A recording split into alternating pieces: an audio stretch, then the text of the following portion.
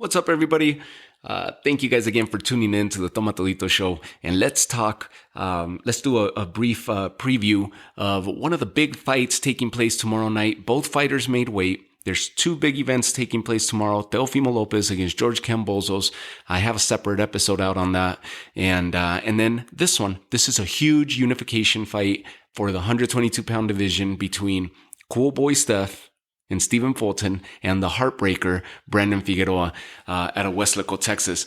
It's going to be a fight on Showtime, and Brandon Figueroa bringing the WBC title with him, Stephen Fulton bringing the WBO title with him, and the IBF WBA champ in MJ Murajan, who just recently defended and retained those two titles by defeating Jose Velasquez on the Demetrius Andrade Quigley undercard a week ago. He's going to be standing by, waiting to see who is going to be his next foe to unify that division and the 122-pound division. So MJ did his job. Stephen Fulton, Brandon Figueroa is a fight that was supposed to take place back in September. Figueroa ended up contracting COVID and the fight got delayed. Lucky for Showtime and for the promotional companies, they managed to keep the entire card intact, and all fights they just slid over to what will be tomorrow night's event. Both fighters made weight earlier today, and it looks like it's gonna be a hell of a fight. Let's break this fight down. It's really interesting to me because styles make fights, and we could learn a lot based on their recent performances. If we look at both of these fighters, the better resume has to go to Brandon Figueroa. Brandon Figueroa stepping into the ring with a 22-0-1 record. 17 of those 22 wins have come by knockout. That one draw he had back in 2019 against Julio Ceja. So really good opposition. If you look at his last few opponents, he's had Yonfres Parejo, Javier Nicolás Chacon, Julio Ceja, who he had the draw with, Damian Vasquez, and Luis El Pantera Neri was his recent opponent, which was earlier this year in May. So that was his toughest opponent to date, El Pantera Neri. By many acclaimed, Luis Neri was acclaimed to be the best fighter at 122, interchangeably with MJ. MJ has both of those titles. This was a huge fight for both of them.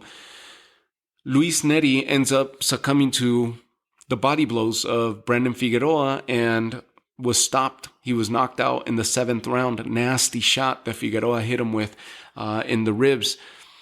The last 4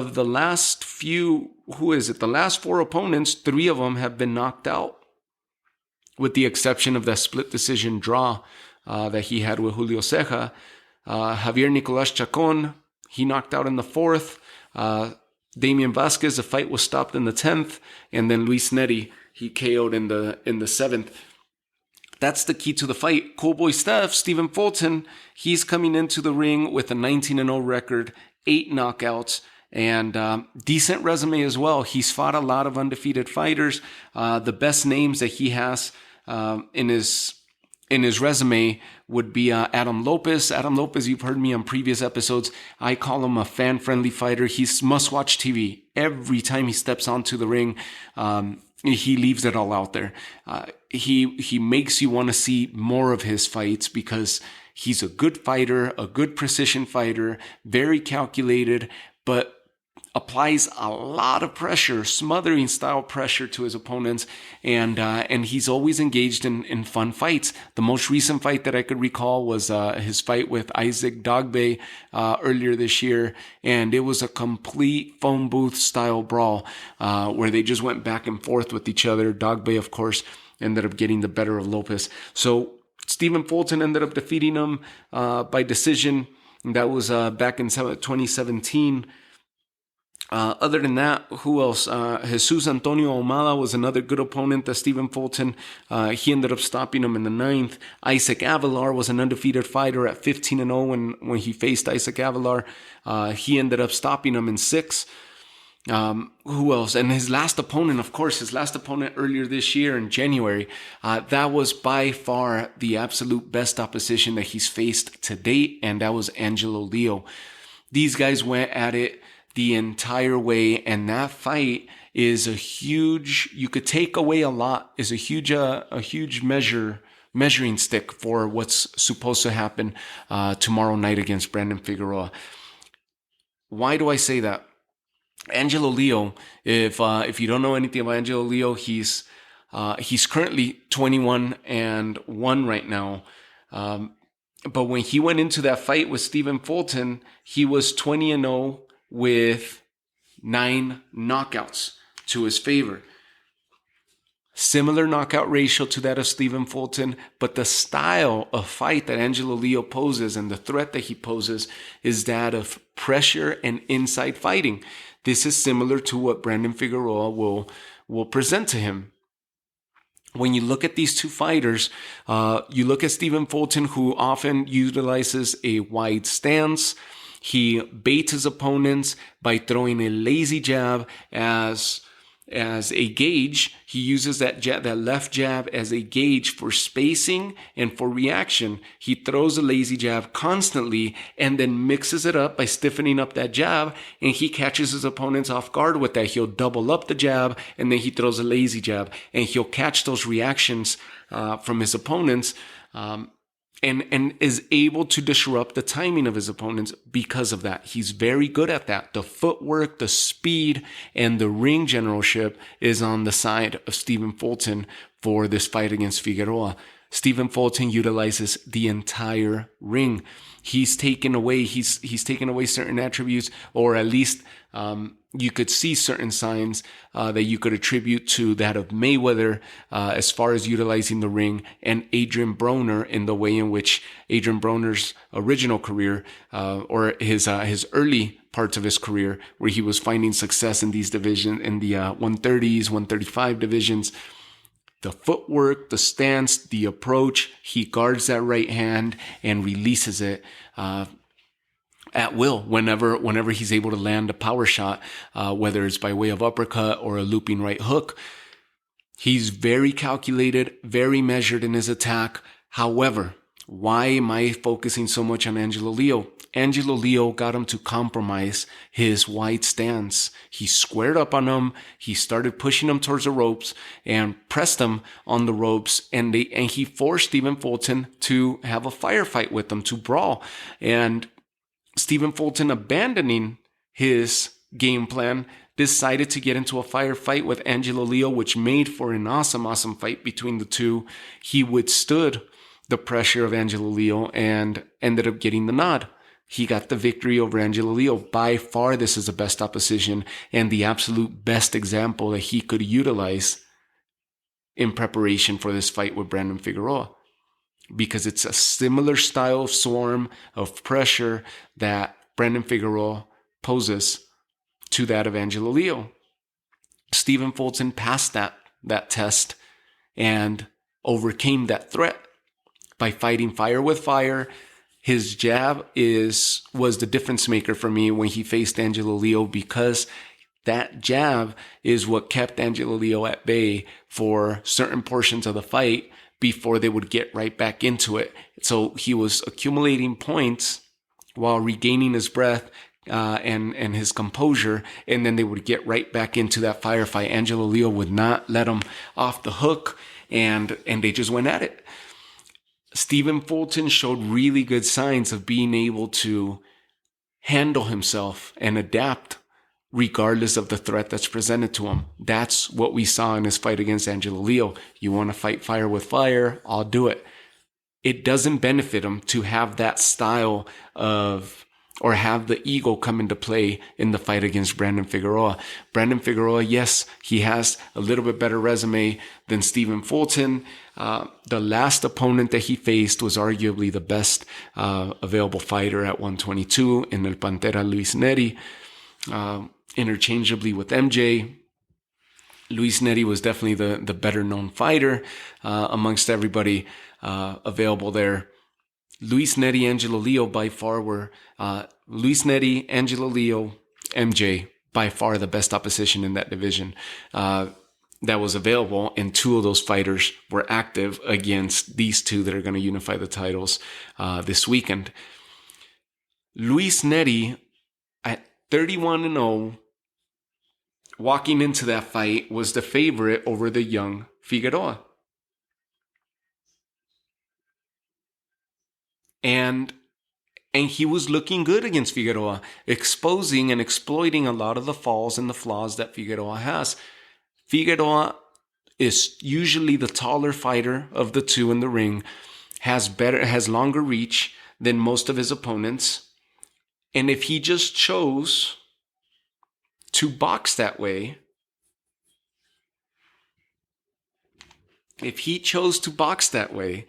fight tall, keep your opponent at bay, and outpoint him, he would be very successful. However, Brandon Figueroa likes to stand and bang. He abandons his boxing and he loves to get inside that pocket, fight inside the pocket, and just bang it out with the opponents. And it's may the best man win, bombs away type of thing. However, he's very accurate. Brandon Figueroa, don't mistake him for a Brandon Rios or a Katsidas of years past. That style of fighter, a Rocky Juarez, or even a Siri Salido. Brandon Figueroa is very, very, very accurate with his punching when he's inside. He lands uppercuts to the body, uppercuts to the head, to the chin, and he's very accurate when he's landing. He lands ear shots, very precise when he delivers those shots. He's not just throwing punches and bunches like Maidana would against Mayweather. He's very precise and very accurate whenever he's on the inside. This is where the arguments come and the claims that Brandon Figueroa has suspect defense because he gets hit a lot. His approach whenever he's fighting inside is he's willing to get hit in order to land his punches, and that's what we saw when he defeated Luis Neri earlier this year. He was willing to get hit, he was willing to exchange and deal with the pain in order to inflict his own damage on his opponent. He did it. He's found success doing that, and he stopped one of the best fighters available in El Pantera Neri earlier this year. That's how I see the fight going. If Stephen Fulton abandons his approach of forcing and frustrating his opponent because he's staying away, utilizing the entire ring, pot-shotting his opponent, countering when need be, and moving, is how I see Stephen Fulton being victorious tonight. If he gets dragged into that firefight, yes, he knows he could handle and he could exchange fire with fire because he just proved it against Angelo Leo. However, he can't do it for as long as he engaged Angelo Leo throughout the entire fight. He won't be able to withstand the damage and the pain from Brandon Figueroa for long periods of time. The strength is different. The punch power is real on Figueroa's side. He punches a lot harder than Angelo Leo just from the looks of it and the levels of opposition that they faced. Brandon Figueroa is going to be a heavy puncher in tonight. Stephen Fulton needs to keep him at bay, pot shot him, frustrate him, get him to commit to try to fight on the inside. And if he maintains that wide stance, Stephen Fulton will have that right hand ready to counter him and meet him with power by way of an uppercut or by way of a hook. He'll be able to maintain Brandon Figueroa frustrated and at bay, and he'll interrupt his game plan. Brandon Figueroa's game plan, what continues to work for him, is disrupting his opponent's strategy and game plan by taking the fight inside and just hurting them to the body and hurting them to the face from close quarters. I see Brandon Figueroa finding success tonight in similar fashion to what I'm picking with Stephen Fulton. Stephen Fulton's game plan, Brandon Figueroa, if he stands tall and if he decides to box, he's going to frustrate Stephen Fulton into wanting to counter and engage. He's going to disrupt the game plan. If all he does is just stand tall, utilize his reach, he'll be outpointing Stephen Fulton from a distance. He'll frustrate Stephen Fulton. He'll be the one that's going to be getting booed because he's moving in and out of the ring. And every time they get within close quarters, if Brandon Figueroa stands tall, utilizes his boxing more so than the brawling, he'll be able to outpoint, even if there'll be for sure lesser punches thrown and exchanged. But every time that he'll catch him on the inside, on the way in, he'll be able to box him beautifully and get him to retreat. And that's going to frustrate Stephen Fulton's style to where he's going to want to engage. And now Brandon Figueroa will bring him into his office and he'll be able to stop him that way. Is that ideal? Yes, that's the ideal plan. Has Brandon Figueroa boxed that way in his last 4, 5, 6 outings? Nope. He likes to start that way, and he immediately, all of a sudden, it's like his wires get crossed. He gets a short circuit, and he just decides to go stand and bang. Presses against the opponent, leans in against them, and just starts picking those opponents apart and just throwing shots on the inside. Not wild, very precise, very accurate, and he's got power to back it up. I see the same thing happening. I don't think he's gonna want to stay on the outside for too long. I think he's gonna want to get in there, disrupt the spacing, disrupt the gap, the reactionary gap between him and Stephen Fulton. And by doing so, he'll completely throw off Stephen Fulton's game plan out the window and make it into a firefight where the power favors Brandon Figueroa.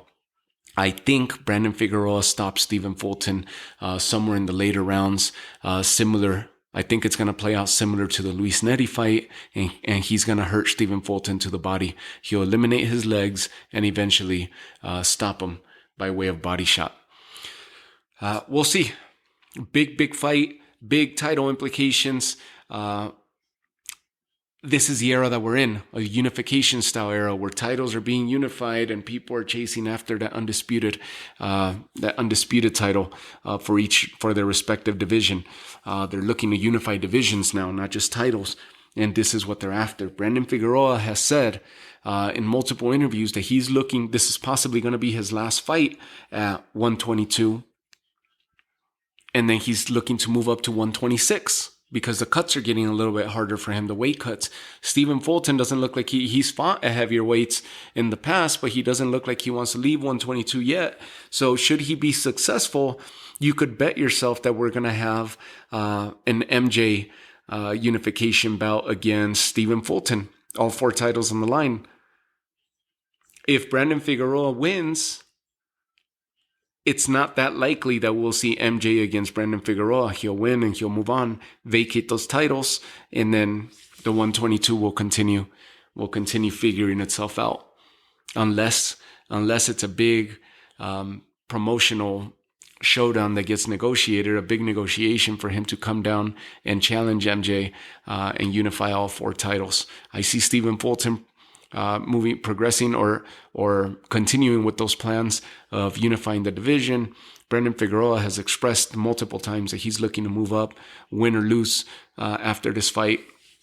And so that'll be interesting because if he does win and he is successful, then it'd be interesting to see him against MJ and unify the division, then decide to move up. And very well, he might be baited to do so depending on what happens tomorrow night. So it's going to be by way of Showtime. The undercard is going to be somewhat entertaining, but no big names on the undercard or anything that you may miss. I'm not telling you to miss it. Watch it because it's fun. Most of these fights, there's something to learn from every different style, every different fight. But I hope you enjoy it. But the main event's the one that's taking the cake. On the other side of the country, you're going to have Teofimo Lopez and George Kambosos. That fight's finally going to happen after 5 or 6 delays that they experienced. I have an episode out on those guys as well. That should be a really interesting one. So 2 big fights. This one has big implications. The other one has big title implications as well, where 3 titles will be on the line on that Lopez Kambosos. So check out the episode. I go down into detail as to why 3 and not 4 titles on the line there. Enjoy the fights. Enjoy the weekend. 2 big fights taking place and a sideshow. I'll cover the sideshow after the fact. maybe I'll do another episode on that later tonight if I have a few free minutes. If not, I'll cover it after the fact on a post-fight episode. Take care of yourselves. Thank you guys again. Thank you guys again for tuning in. Enjoy the weekend. Surround yourself around good company, and enjoy the fights. It's going to be a good fight weekend, and it doesn't end here. We got even more fights coming at the start of December. Take care of yourselves. Thank you guys again. This is Heck Cali with the Toma Todito Show. Thank you. Thank you. Thank you. Have a good night.